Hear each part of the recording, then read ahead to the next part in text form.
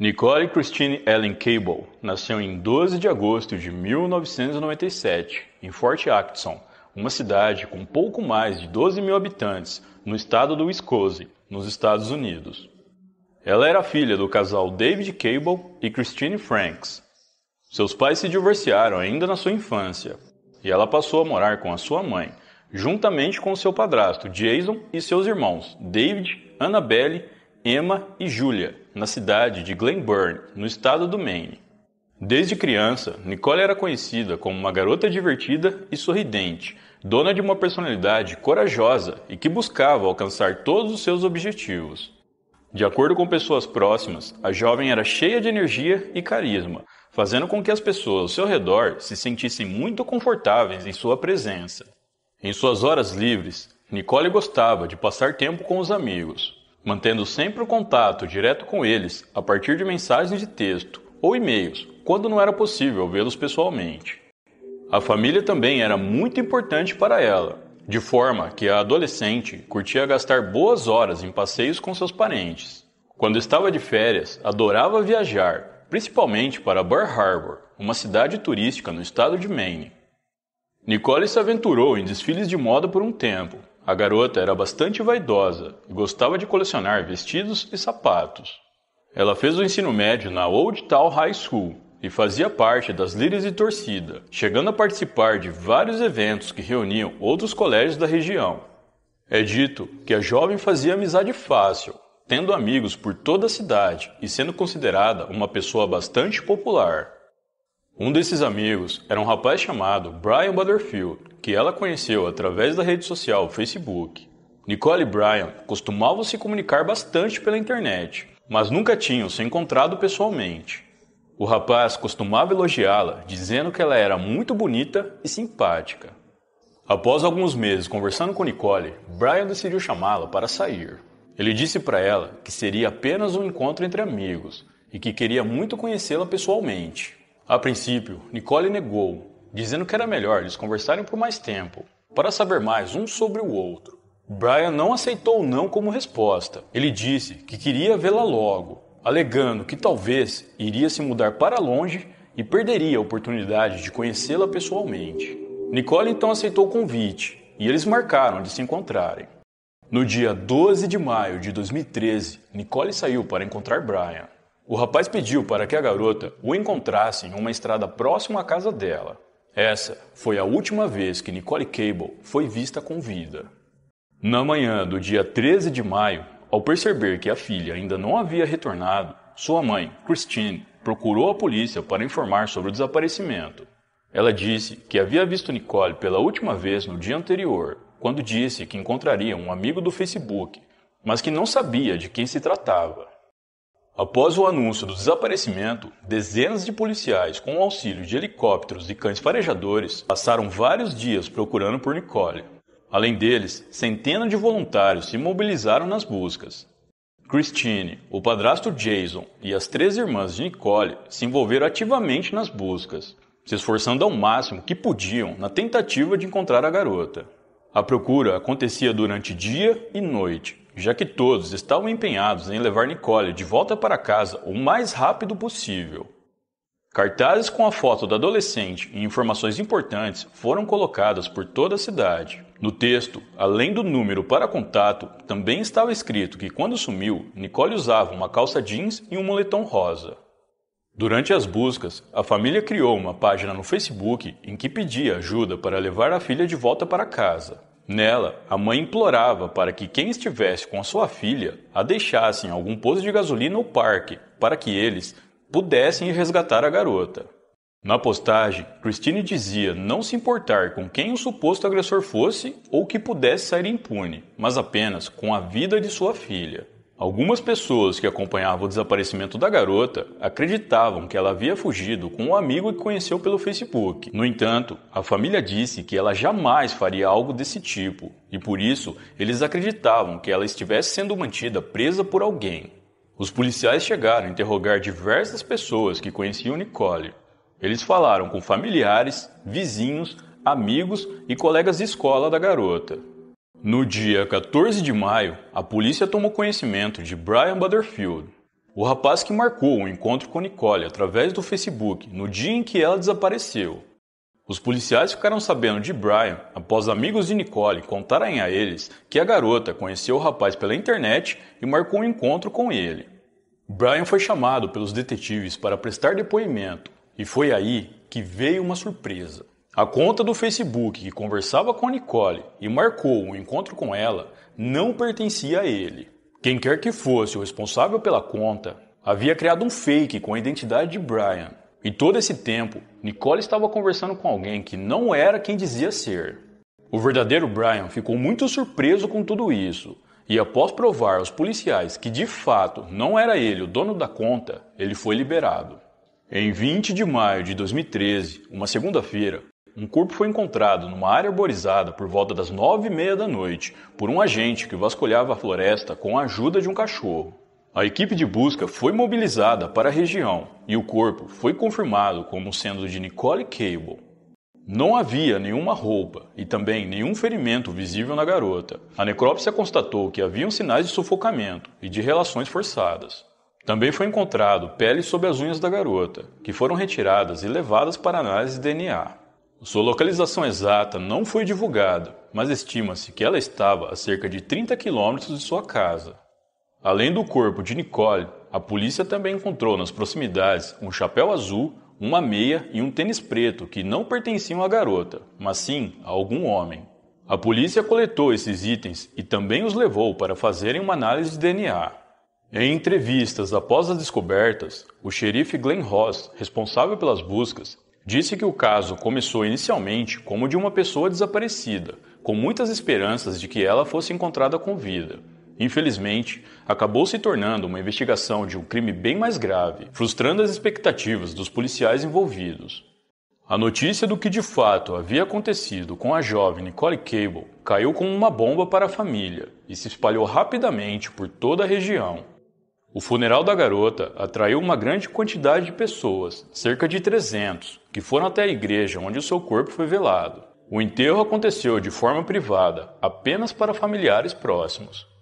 Em entrevistas, Christine, mãe de Nicole, culpou as redes sociais pelo que aconteceu com sua filha, dizendo que se não fosse pela rede, o criminoso não teria conseguido enganá-la para aquele encontro. Ela evitou dar mais detalhes sobre o caso, mas confirmou que eles se conheceram através do Facebook. Christine também fez um apelo para que os pais ficassem atentos às atividades online de seus filhos, tanto para possíveis vítimas como para serem possíveis criminosos. Segundo ela, se isso for o suficiente para salvar o filho de outra pessoa, terá valido a pena. Durante as investigações, os detetives decidiram rastrear o endereço de IP do local de onde a conta falsa de Brian Butterfield era acessada. Através desse rastreio, eles conseguiram obter o endereço de uma casa que fica na cidade de Orono, também no estado do Maine, e a apenas 20 minutos de carro da cidade da vítima, Glenburn. Os detetives então foram até essa casa e ao chegarem lá, eles tiveram outra surpresa. A casa pertencia aos pais de um rapaz de 20 anos chamado Kyle Dubb, que também morava lá, junto com o irmão Dustin. Kyle era colega de Nicole, ele inclusive foi um dos primeiros a ser ouvido pela polícia. No dia do seu depoimento, ele disse aos policiais que tinha um relacionamento com Nicole, mas que no dia em que ela sumiu, ele estava trabalhando e só havia falado com ela por mensagem e na parte da manhã. Ao analisarem a conta falsa feita no nome de Brian, os policiais constataram que de fato ela pertencia a Kyle. Ele inclusive fazia uma interação entre as duas contas, como se fossem pessoas diferentes. Apesar dos policiais terem rastreado a conta falsa e posteriormente terem descoberto que Kyle Dubb era quem estava por trás dela, eles não puderam interrogar o rapaz na hora. Isso porque Kyle não estava em casa, ele estava na prisão. Kyle havia sido preso alguns dias antes por ter desobedecido uma ordem de parada da polícia enquanto andava de moto. O rapaz fugiu por uma interestadual, onde atingiu uma velocidade superior a 200 km por hora, com vários policiais atrás dele. Posteriormente, ele foi alcançado e veio a colidir com uma viatura policial, sendo detido na sequência. Por conta dessa fuga, Kyle foi condenado a 3 meses de prisão. Além de ter sido preso por ter fugido da polícia, ele também teve outros problemas com a lei quando era mais novo. Antes de prosseguirmos, eu vou falar um pouco a respeito de Kyle Dubh. Kyle era natural do estado do Maine, nos Estados Unidos. Ele nasceu em 1993 e tinha 20 anos na época dos fatos. O rapaz trabalhava para uma agência responsável pelo cuidado de pessoas com deficiência. Naquela época, ele era designado a cuidar especificamente de uma mulher com problemas de saúde mental. Apesar da pouca idade, o rapaz já era pai de uma menina de 4 anos. Ele mantinha um relacionamento com uma garota chamada Sarah Mersinger e vivia numa casa com seus pais e um irmão na cidade de Orono, no estado do Maine.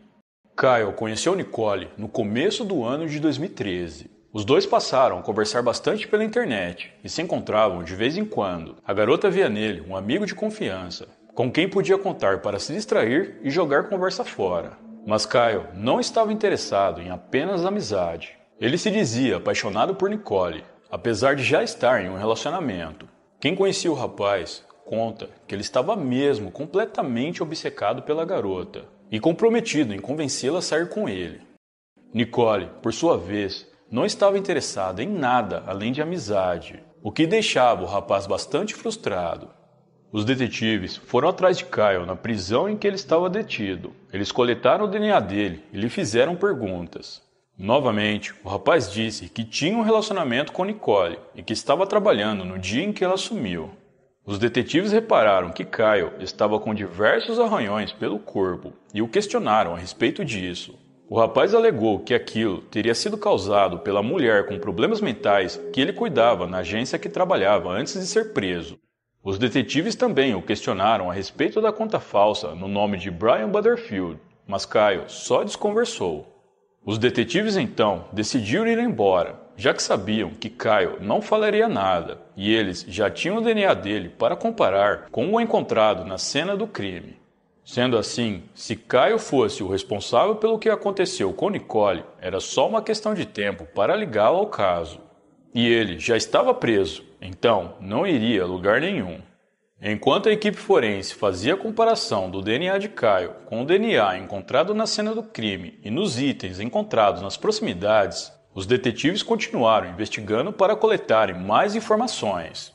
E no meio dessa investigação, eles tiveram mais uma surpresa. Os detetives descobriram que o verdadeiro Brian Butterfield era ex-namorado de Sarah Mersinger, a atual namorada de Kyle Dubh. Eles descobriram também que em sua conta verdadeira no Facebook, Kyle compartilhou 2 vezes uma imagem sobre o desaparecimento de Nicole, pedindo ajuda e informações aos usuários da rede. E no dia seguinte ao desaparecimento dela, ele postou uma mensagem dando a entender que Nicole era sua namorada e se dizendo chateado com toda a situação. Além de tudo isso, Kyle ainda foi até a casa de Nicole para prestar solidariedade a Christine, mãe da garota, e se ofereceu para cuidar dos seus filhos mais novos, para que ela tivesse mais tempo para se dedicar nas buscas pela filha. Ainda em maio de 2013, saiu o resultado das análises de DNA. O DNA de Kyle Dubh era o mesmo DNA encontrado nas unhas de Nicole e nos itens que estavam nas proximidades do local do crime. Com essas informações, a polícia decidiu ir a público para comunicar à população local, que estava com muito medo, de que o possível responsável pelo crime contra Nicole já havia sido identificado e já estava preso. Pouco tempo depois, Sarah Mersinger, a namorada de Kyle Dubh, foi até os policiais e disse que o rapaz havia confessado o crime para ela alguns dias antes de ser preso. Sarah disse que quando prestou depoimento à polícia no início das investigações, ela estranhou o fato dos policiais fazerem várias perguntas referentes ao seu namorado, Kyle. Ela disse que por conta disso, ela foi até Kyle e o confrontou a respeito de Nicole. O rapaz então teria confessado o crime, contando que tirou a vida de Nicole, mas que tudo foi um acidente. No entanto, Sarah não foi de imediato à polícia, guardando essa confissão para si e, de certo modo, atrapalhando na solução mais rápida do caso. Pouco tempo depois, Dustin Dubh, irmão de Kyle, também foi à polícia e disse que o rapaz havia confessado o crime para ele, alegando que tinha feito uma grande besteira. Questionado do porquê não procurou as autoridades quando o irmão confessou o crime a ele, Dustin disse que se viu numa situação complicada. A polícia tinha agora o depoimento forte de 2 pessoas ligadas diretamente a Kyle e também o seu DNA ligado à cena do crime. Tudo indicava que Kyle Dubh era o responsável pelo que aconteceu com Nicole Cable. mas restava saber o porquê. Os detetives então foram mais uma vez atrás do rapaz na prisão para saberem o que de fato ocorreu no dia 12 de maio de 2013. Dessa vez, Kyle sabia que não adiantava mais se esquivar. Agora, haviam evidências o suficiente para provar que ele era o autor do crime. O rapaz então decidiu contar tudo para os detetives. Kyle disse que na verdade não tinha um relacionamento com Nicole, como ele havia dito anteriormente, mas que gostava dela e tinha a intenção de namorá-la. Porém, a garota só queria ser amiga dele. Ele disse que no dia 11 de maio de 2013, um dia antes de Nicole desaparecer, eles se encontraram como costumavam fazer. Era para ser apenas mais uma saída entre amigos, mas nesse dia, Kyle tentou forçar um beijo na garota, ao passo que ela o rejeitou e teve que empurrá-lo para impedir o contato. Mais tarde, a garota chegou a reclamar com alguns amigos sobre o acontecido. Essa tentativa falha de beijo serviu como gota d'água para Kyle, que decidiu que precisava fazer algo mais drástico para conseguir conquistar Nicole. Ele então usou a sua conta fake em que se passava por Brian Butterfield para convidar a garota para sair. Kyle disse aos detetives que criou um perfil falso de Brian porque não gostava dele, já que Brian era o ex-namorado de Sarah, sua atual namorada. Ele disse ainda que com essa conta levantava informações a respeito de Nicole, sem ela saber que na verdade era ele que estava por trás de tudo. Após ter chamado Nicole para sair usando essa conta falsa, a garota disse que era muito cedo ainda e eles deveriam se conhecer melhor antes. Mas como eu já mencionei, Kyle, que se passava por Brian, conseguiu convencer a garota e eles marcaram de se encontrarem no dia seguinte. Em 12 de maio de 2013, quase de noite, Nicole foi até uma estrada que fica próximo à sua casa, que era o local combinado do encontro. Enquanto ela aguardava, Kyle, que já estava escondido na floresta que fica na margem da estrada, saltou do meio das árvores e a agarrou, a levando para dentro da mata. Ele estava usando uma roupa escura e uma máscara de esqui como disfarce. Dessa forma, Nicole não o reconheceu. Após levar a garota para dentro da floresta, Kyle disse que a imobilizou com fita adesiva e também tampou a sua boca com a mesma fita para que ela não gritasse. Na sequência, ele colocou a garota dentro da caminhonete que pertence ao seu pai e depois dirigiu por um caminho da floresta até encontrar um local adequado para parar.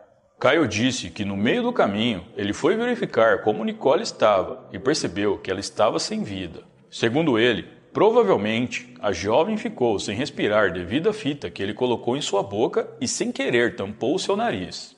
Desesperado, ele teria tentado esconder a garota em um local isolado, colocando folha e pedaços de galho em cima dela. Kyle disse que tudo isso era parte de um plano para fazer a garota se apaixonar por ele.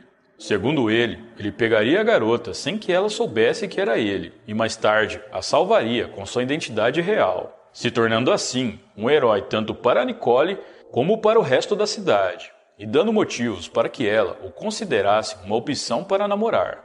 Obviamente, a polícia não acreditou nessa história, ainda mais pelo fato da garota estar despida quando foi encontrada, algo que não batia com a versão dele. Além que todas as provas mostravam que o crime não foi um acidente, mas sim algo premeditado. Após toda essa apuração, Kyle foi transferido por ordem de um juiz para um presídio no condado de Pennscott, sem direito à fiança, até que uma data para o seu julgamento fosse definida. Todos na região ficaram espantados quando souberam que Kyle foi o responsável pelo crime. Por lá, praticamente todos se conhecem. Muitos estudaram juntos e sabem sobre a vida de cada um. Em fevereiro de 2015, se deu início ao julgamento de Kyle Dubb. Durante todo o julgamento, Christine, mãe de Nicole, protagonizou cenas de forte emoção, chorando em grande parte dele. Ela levou consigo um travesseiro que pertencia à filha e o manteve nos braços enquanto a sessão acontecia. No momento em que Kyle entrou, ela ficou de pé, o encarando, até que seu marido pediu para que ela sentasse, minutos depois. Durante o julgamento, a promotoria disse que a ideia inicial de Kyle pode até ter sido de forjar o falso rapto. No entanto, no meio do percurso, o rapaz teria mudado de ideia, se aproveitado da garota e tirado a vida dela como forma de silenciá-la. No julgamento, Kyle voltou atrás dos seus depoimentos anteriores e se declarou inocente. A defesa dele argumentou que outras pessoas tinham acesso ao computador do rapaz e qualquer uma dessas pessoas poderia ser o responsável pela conta falsa ao invés dele. A defesa argumentou ainda que Sarah, a namorada de Kyle, poderia ser dona da conta, já que ela teria raiva de Nicole, motivada por ciúmes do namorado. Apesar dos esforços da defesa em tentar livrar o rapaz da culpa, não tinha muito o que fazer. As evidências contra Kyle eram esmagadoras, o que dificultou as suas chances e tornou a decisão do júri muito mais fácil do que de costume. O júri levou menos de 1 hora para considerar Kyle Dubé culpado pelo crime. Após o veredito, o pai de Nicole, David, levantou-se para aplaudir a decisão. Já a sentença final de Kyle aconteceu em maio do mesmo ano. Antes da declaração, Christine pediu à juíza responsável, Amy Ray, que não mostrasse misericórdia ao acusado. Em seu discurso, ela disse emocionada que a filha tinha diversos sonhos, como de tirar sua carteira de motorista, comemorar seus 16 anos, além de se casar e ter filhos. Ela pediu à juíza que não desse ao jovem a oportunidade de cometer isso com outra pessoa. A juíza também deu a oportunidade para que o acusado confessasse e pedisse desculpas por seu crime antes de anunciar a pena, mas ele se recusou. Ela então leu a sentença, que condenou Kyle a 90 anos de prisão. O jovem também foi obrigado a pagar pelos custos do funeral de Nicole. Após o julgamento, a mãe de Nicole declarou que o rapaz havia pegado uma pessoa maravilhosa e a jogou como se fosse um lixo.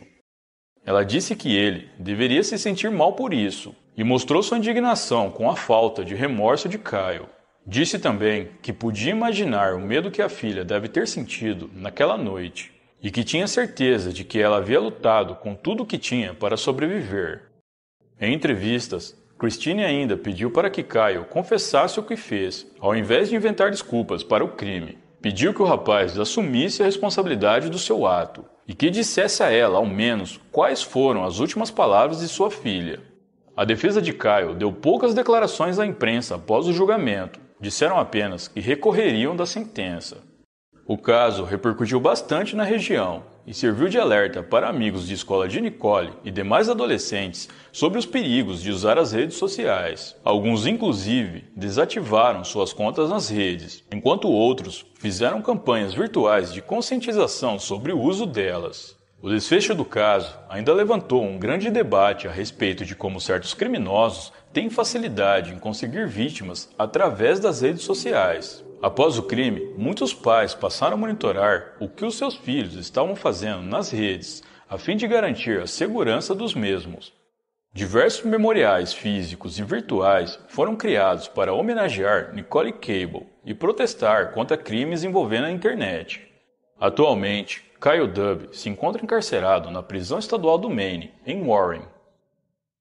Este foi o caso de Nicole Cable, uma garota que teve os seus sonhos interrompidos por um rapaz incapaz de lidar com a rejeição.